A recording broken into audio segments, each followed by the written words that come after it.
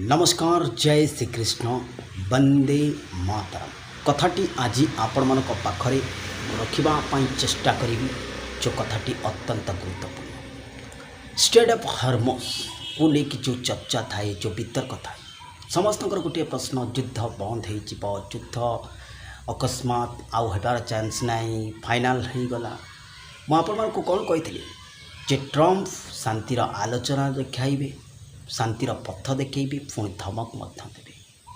किंतु ट्रम्प को पछरे इस्राएल कंटा हे छिड़ा हेब से तो कहूँ ए युद्ध बंदर केबे भी प्रश्न उठूना आप देखु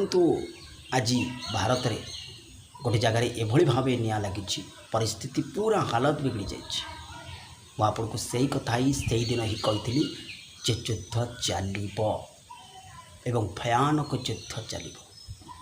ये बंधर कौन भी प्रश्न उठूना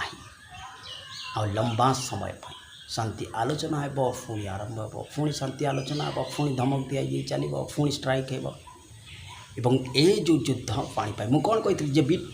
कौन सी नेता कारणवशतः रिजाइन दे दो हेल्थ इश्यू कारण हो किंबा निजर दलीय कंदल आप देखु ब्रिटेन पीएम इस्तफा से दिन कही